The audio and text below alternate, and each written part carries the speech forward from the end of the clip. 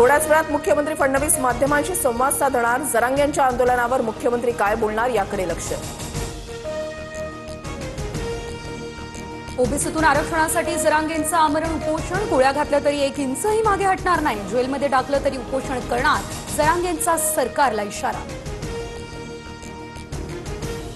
सीएसएमटीसह Churchgate railway स्थानकावर मराठा आंदोलकांची गर्दी। सीएसएमटी स्थानकावरील आंदोलकांनी शांत राहावं।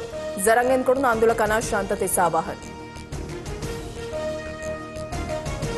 आझाद मैदानात 5000 लोकांची मर्यादा ओलांडल्यानं गुणरत्न सदावर्तेंकडून जरांगेंविरोधात तक्रार। मनोज जरांगेंसह त्यांना राजकीय समर्थन देणाऱ्यांवर गुन्हा दाखल करण्याचीही मागणी। जरांगेंच्या आंदोलनाच्या पार्श्वभूमीवर सरकारकडून हालचालींना वेग। मुख्यमंत्री फडणवीसांच्या उपस्थितीमध्ये सह्याद्रीवर महत्त्वाची बैठक। उदय सामंत, रश्मी शुक्लांची उपस्थिती। जरांगेंच्या खांद्यावर बंदूक ठेवणारे कोण? खांद्यावर बंदूक ठेवण्या इतपत वेळ का येऊ दिली? उद्धव ठाकरे यांचा मुख्यमंत्री फडणवीसांना सवाल।